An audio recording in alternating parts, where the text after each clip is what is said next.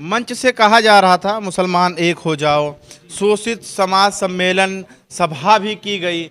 आखिर कमी कहाँ रह गई कि आप लोग इतने पीछे रह गए? यहाँ पर रह गई हम लोगों के पीछे रहने में कि एक बहुत बड़ी, देखिए किसी चीज़ को आप जब आते हैं कि एक अतिक्रमण रोड पे रखा हुआ है, आप उसको गिराना है कि अगर वो छोटा है तो आपको 1 घंटा लगेगा, लेकिन अगर वो बहुत बड़ी एक बस्ती है तो उसके लिए आपको काफ़ी वक्त लगता बात है। किया जाए, आप जीतने की बात कर रहे हैं, आपके ही पार्टी के लोग छोड़ छोड़ के जो है बीएसपी में वापस चले गए, गुड्डू जमाली चले गए, उधर हरीश मिश्रा जो है वो कांग्रेस के दामन थाम लिए। मतलब लोग क्यों आपसे बैर रख रहे हैं, क्यों भाग रहे हैं? हमारे जो धूले में एमएलए है मुफ्ती इस्माइल कासमी साहब, वो भी किसी पार्टी में थे, इम्तियाज़ साहब किसी पार्टी में थे, अख्तरुल ईमान साहब जेडीयू से। तो लोगों का आना जाना लगा रहता है, लेकिन जब लोग यहाँ पर आते हैं और देखते हैं कि वाकई में हमें खिदमत करनी पड़ेगी, हमारा कोई बड़ा बेनिफिट नहीं होगा, हमें अपने पास से खर्चा करना या करना है, तो कुछ लोगों की हिम्मत कम होती है, कुछ की ज़्यादा होती है। उसके में परवाह नहीं कि 4 जाते हैं तो 8 आते भी हैं, उससे कोई फर्क नहीं। जाते जाते वहां से उम्मीदवार भी बन गए हैं, बीएसपी ने बना भी दिया। तो चलिए, ये आप असद साहब का शुक्रिया अदा करिए, यही तो हम करने आए मुसलमानों को इज्जत दिलाने, कि जो पार्टी आपको भगा रही है हमारे नाम पे आपको फिर से बुला के टिकट दे रही है, ये हमारी कामयाबी है। असद साहब इसीलिए तो हैं, हमारी वजह से इज्जत मिल रही है, हमारा मकसद ही यही है। ठीक है, उनको मुबारक हो, हम दुआ करते हैं, अगर वो कौम की खिदमत करते हैं तो अल्लाह उनको तरक्की दे।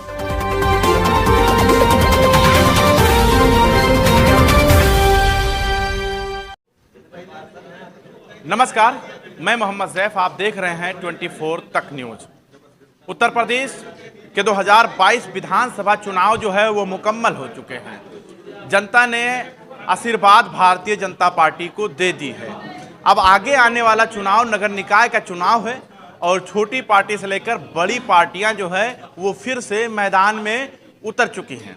इस वक्त हमारे पीछे आप देख सकते हैं ये बैनर जो लगा हुआ है वो जिला कार्यालय उन्नाव में लगा हुआ है और ऑल इंडिया मजलिस इत्तेहादुल मुस्लिमीन का ये कार्यालय है जो उन्नाव में बना है। और यहाँ पर नगर निकाय के चुनाव को लेकर जिस तरीके से असदुद्दीन अवैसी कई दिन पहले लखनऊ के गांधी भवन में आए थे और कार्यकर्ता सम्मेलन में उन्होंने साफ कह दिया था कि मुसलमानों को नहीं, सभी को एक साथ जुट होकर भारतीय जनता पार्टी से सामना करना होगा और नगर निकाय के चुनाव में जो है वो बहुमत हासिल करना होगा। वही देखते हुए सारे कार्यकर्ता जो हैं वो मैदान में उतर चुके हैं। हमारे साथ जो मौजूद हैं बात करने के लिए वो सैयद सलमान साहब मौजूद हैं। तो सबसे पहले तो हम यही कहना चाहेंगे कि 17 हारे 22 हारे और अब नगर निकाय के चुनाव में हुंकार। जी, तो इससे सबसे पहले तो मैं आपका शुक्रिया अदा करना चाहता हूं। और जो आप बोल रहे हैं कि 17 हारे 22 हारे, तो हमने ये प्रेरणा अखिलेश जी से ली है, क्योंकि वो 14 हारे, 17 हारे, 19 हारे, 22 फिर हार गए और अभी भी पार्टी के राष्ट्रीय अध्यक्ष बने बैठे हुए हैं। तो वो तो इतना हार चुके हैं, हमारी तो शुरुआत है, देखिए हम भी थोड़ा करते हैं उन्हीं पे। तो कैसे हुंकार अब 2022 के नगर निकाय के चुनाव में आप भरेंगे? हमारे साथ एक प्लस पॉइंट ये है कि 2017 के चुनाव में भी हमारा रिजल्ट कुछ ऐसे ही था, वोट तो इससे भी कम था, अब तो डबल हो गया। लेकिन उसके बाद जब हम नगर निकाय के चुनाव में गए तो हमने अपना चेयरमैन बनाया डासना से, 31 हमारे पार्षद जीते। तो हमें कानपुर में भी अपने यहाँ बड़ी कामयाबी मिली, पार्षद जीत के आए और गैर मुस्लिम पार्षद जीते, कई सीटों पर रहे। तो मेरा ये मानना है कि जिस तरीके से विधानसभा के चुनाव के मुद्दे होते हैं और वजह होती है वोट करने की, उससे थोड़ा डिफरेंस होता है इसमें। तो हम उसी हिम्मत के साथ फिर लड़ेंगे और फिर हमें कामयाबी मिलेगी इंशाल्लाह। मंच से कहा जा रहा था मुसलमान एक हो जाओ, शोषित समाज सम्मेलन सभा भी की गई। आखिर कमी कहाँ रह गई कि आप लोग इतने पीछे रह गए? कमी यहाँ पर रह गई हम लोगों के पीछे रहने में कि एक बहुत बड़ी, देखिए किसी चीज़ को आप जब आते हैं कि एक अतिक्रमण रोड पे रखा हुआ है, आप उसको गिराना है कि अगर वो छोटा है तो आपको 1 घंटा लगेगा, लेकिन अगर वो बहुत बड़ी एक बस्ती है तो उसके लिए आपको काफ़ी वक्त लगता है। तो मुसलमानों का जो सियासी मार्जिनलाइजेशन किया गया है, एजुकेशनल सिस्टम को फेल किया गया है, ये 70 साल की मेहनत है। तो इसको हमें रिकवर करते करते वक्त लगेगा। ये कांग्रेस है और तथाकथित जितनी भी सेकुलर जमातें हैं, इन्होंने बहुत पीछे धकेल दिया है। ये असद साहब की बात नहीं है, ये सच्चर कमेटी और रंगनाथ कमिश्रा जो रिपोर्ट्स हैं उनके आधार पर मैं ये बात कह रहा हूँ। तो वक्त लगेगा, लेकिन हम पीछे नहीं हटेंगे, करेंगे। लगता है कि विश्वास आप जनता आप पर करेगी? बिल्कुल करेगी, करती है। बात किया जाए, आप जीतने की बात कर रहे हैं, आपके ही पार्टी के लोग छोड़ छोड़ के जो है बीएसपी में वापस चले गए, गुड्डू जमाली चले गए, उधर हरीश मिश्रा जो है वो कांग्रेस के दामन थाम लिए। मतलब लोग क्यों आपसे बैर रख रहे हैं, क्यों भाग रहे हैं? क्या संगठन जो है पूरी तरीके से पिरो नहीं पा रही लोगों को? अक्सर होता क्या है कि हमारे सदर साहब के वालिद साहब एक बात कहते थे कि मजलिस जो है वो बच्चों का खेल नहीं है। अभी कुछ लोग गए हुए हैं, तो कल अभी मैंने समाजवादी पार्टी से छात्र संघ के तमाम बड़े पदाधिकारी हम लोग ने जोड़े भी हैं।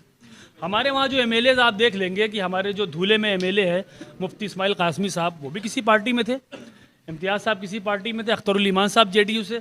तो लोगों का आना जाना लगा रहता है, लेकिन जब लोग यहाँ पर आते हैं और देखते हैं कि वाकई में हमें खिदमत करनी पड़ेगी, हमारा कोई बड़ा बेनिफिट नहीं होगा, हमें अपने पास से खर्चा करना या करना है, तो कुछ लोगों की हिम्मत कम होती है, कुछ की ज़्यादा होती है। उसके में परवाह नहीं कि 4 जाते हैं तो 8 आते भी हैं, उससे कोई फ़र्क नहीं पड़ता हमको। लेकिन गुड्डू जमाली जाते जाते वहां से उम्मीदवार भी बन गए हैं, बीएसपी ने बना भी दिया। तो चलिए, ये आप असद साहब का शुक्रिया अदा करिए। यही तो हम करने आए, मुसलमानों को इज्जत दिलाने, कि जो पार्टी आपको भगा रही है हमारे नाम पे आपको फिर से बुला के टिकट दे रही है, ये हमारी कामयाबी है। असद साहब इसीलिए तो हैं, हमारी वजह से इज्जत मिल रही है, हमारा मकसद ही यही है।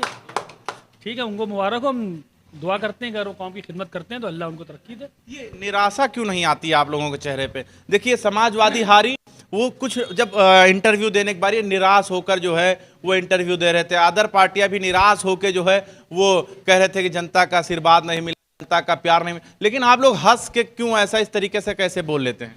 वो हंसने में तो कुछ लोग कहते हैं कि हमारी शक्ल ही है, और कुछ वजह ये है कि देखिए 4 स्टेजेस होते हैं। एक तो मार्केट में इंट्रोडक्शन होता है, फिर ग्रोथ होती है, फिर मेच्योरिटी आती है, फिर डिक्लाइन होता है। तो अभी हमने एंट्री मारी, अभी हमारा जो ग्रोथ हो रहा है, तो अभी क्या मायूसी करना, हम कुछ बन जाए और फिर हम जनता को डिलीवर नहीं कर पाए, उसके बाद हमारे पर इल्ज़ाम लगे हमारे, तो हम मायूस होंगे। अभी सीख रहे हैं, अभी क्या मायूस होना। मुसलमानों ने साथ भी नहीं दिया, वो तो समाजवादी का साथ दे दिया। नहीं, बिल्कुल दिया, साथ दिया, इसमें कोई दोहरा नहीं है। मैं ये क्यों कहूँगा कि साथ नहीं दिया? हमारे पास जो कुछ भी है, अहमदाबाद से लेके गुजरात से लेके महाराष्ट्र तक और तेलंगाना से लेके बिहार तक, उसमें मुसलमान, दलित, वो संचित वोची समाज, हमारे पंडित जी बैठे हुए हैं, ऐसे तमाम सेकुलर जहन के लोग, और जो वाकई में पसमानदा हैं, जिन पर जुल्म हुआ है, वो साथ नहीं देते तो कैसे होता? तो इम्पॉसिबल की बात है कि साथ नहीं। सलमान साहब, ये कैसे देखते हैं, लगातार टीवी चैनलों पर चल रहा है कि शिवपाल सिंह यादव जो हैं वो बीजेपी में जा सकते हैं, इसको आप कैसे देख रहे हैं? हम तो बहुत दिनों से देख रहे हैं और हमें साफ दिख रहा है, जाने की क्या ज़रूरत है जब बिना जाए आप काम कर दे रहे हैं पूरा। भाई, हम तो एक ही तराजू के एक पल्ले पे अगर समाजवादी पार्टी को रखते हैं तो दूसरे को बीजेपी पे रखते हैं। इन दोनों पार्टियों ने जो आवाम के बीच से जो मुद्दे होते हैं चुनाव के, उन्हें गायब कर दिया। आप देखेंगे आप समाज में जाते हैं, आपको सारी चीज़ों की जानकारी है, आप मुद्दा बताइए, क्या हमारे हिंदू भाइयों का कोई मुद्दा बचा? डेवलपमेंट का, इलेक्ट्रिसिटी का, एजुकेशन का, इकोनॉमी का? नहीं है। मुसलमानों में क्या भाजपा को हराने के सिवा कोई मुद्दा है? नहीं है। यही तो इस चीज़ को जो इन्होंने डेमोक्रेसी को कमज़ोर किया है कि इलेक्शंस जो हो रहे हैं विदाउट मैनिफेस्टो, एनी डिसीजन, आपको बस वोट करना है किसी को हराने के नाम पे और किसी को दबाने के नाम पे। यही चीज़ हमें ख़त्म करनी है। तो हम भाजपा और सपा को अलग नहीं मानते हैं। अगर शिवपाल यादव सपा में है तो भी हमारा नुकसान कर रहे हैं, अगर वो भाजपा में जाते हैं तो बहुत अच्छा है, सामने आ जाएंगे, हम भी देख लेगी। तो लगता है कि भारत देश के अंदर मुसलमान को एक तरफ रख के सत्ता पाई जा सकती है? तो ये जब रिपोर्ट्स बनती हैं, इसके जिम्मेदार तो वो लोग हैं ना। रंगनाथ मिश्रा जो चीफ जस्टिस साहब थे वो मुसलमान नहीं थे, ना रंगनाथ मिश्रा साहब मुसलमान थे। और अभी का जो हमारा, आप यूनिसेफ का डेटा उठा के देख ले, यूएनओ का देख ले, या इंडियन गवर्नमेंट का देख ले, ह्यूमन राइट्स कमीशन का देख ले, मजलूम है तो हम, और एससी से भी बिलो हैं हम लोग। जो दलित बिरादरी हमारे इंडिया की है वो हमसे ऊपर है। उसके लिए मैं उनको मुबारकबाद पेश करता हूँ कि उनकी उन्होंने अपने आप को पॉलिटिकली की बुनियाद पे वोट मांगा, भाजपा को हराने में लगे हुए हैं, इसलिए हमारी ये हालत है। तो मैं किसी को क्या जिम्मेदार ठहराऊं? हम लोग खुद जिम्मेदार है इसके। नगर निकाय के चुनाव में अकेले लड़ेंगे या किसी को और भी साथ लेंगे? हमारा देखिए, जैसे कि हमारे सदर साहब ने कहा है, हमारा भी वही है कि भाजपा के अलावा और ऐसे लोग जिनकी जहनीत भाजपा से मिलती है और आगे चल के मुसलमानों को धोखा देते हैं, वादा किया पलट गए, ऐसे जहनीत के लोगों को छोड़ के मोस्ट वेलकम है। कोई आना चाहे तो हैं। हम पहले जो बीजेपी के बी टीम आपको कहा गया, और लोग अभी भी कह रहे हैं सोशल मीडिया पे कि ऑल इंडिया मजलिस इत्तेहादुल मुस्लिमीन ने कर दिखाया, आखिरकार समाजवादी को विपक्ष में ला के फेंक दिया फिर से। इससे पहले क्या सरकार में थे क्या भाई? इससे पहले भी तो जेएमएम और कांग्रेस की सरकार है वहां पे। बंगाल में लड़े, टीएमसी की गवर्नमेंट है, भाजपा दोनों जगह से हार गई। महाराष्ट्र में लड़े, शिवसेना और कांग्रेस का एनसीपी का गठबंधन है, वहां पे भाजपा हार गई। तो हम तो लकी हैं उस स्टेट में जहां लड़ते हैं वहां भाजपा हार जाती है। अब मुझे ये बताया अखिलेश यादव कि बिहार में आप 100 से ज़्यादा सीटों पर लड़े थे, कहीं पर भी जमानत नहीं बची, वहां पे आप देखिए बीजेपी की सरकार है। तो जहां पर अखिलेश यादव जी जाते हैं, उत्तराखंड में लड़े अभी, वहां पे बीजेपी की सरकार है। तो कहने की बात और है, साबित लेकिन ये होता है कि अखिलेश यादव का कुछ डील है। मुझे ये महसूस होता है, वो टीम है, मैं नहीं हूँ। हम ए टीम है अपनी, हम बी टीम नहीं है किसी की। लगता है कि आप एटी बिल्कुल लगता है, यकीन है हमें। जितने सीटों पर आपने उनको हराया है उतने सीट में तो उनकी सरकार बन जाती समाजवादी की। यानी क्या बात कर रहे हैं, 111 सीट है, कितनी हराया मालूम है आपको? 8 सीट का आंकड़ा दे रहे हैं। चलो मैं इनकी मान भी लेता हूँ, 11 8 19 तो हुए। आपको लाना ही है 202 बहुमत से, तो कहाँ से है? कैसी बात कर रहे हैं आप? तो माशाल्लाह पढ़े लिखे, आप तो देखते रहते, आप ऐसी बात कर। क्या संदेश देना चाहेंगे, क्योंकि इस वक्त लोग जो है वो निगाहें टिका कर बैठे हुए हैं ऑल इंडिया मजलिस इत्तेहादुल मुस्लिमीन के तरफ कि मालूम नहीं ये लोग लड़ रहे हैं, कभी उठेंगे कि नहीं उठेंगे, ये लोग सोच रहे हैं, तो उनको क्या जवाब देना चाह रहे हैं?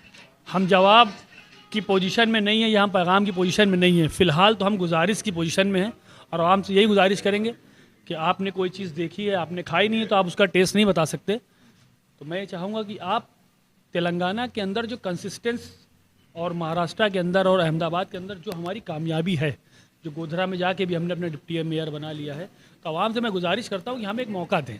हम काम करते हैं तो ठीक है, हमारी तारीफ़ कीजिए, नहीं कर पाते हैं तो वैसे ही आप उठाकर फेंक भी दीजिए, लेकिन कम से कम एक बार हमें मौका मिलना चाहिए।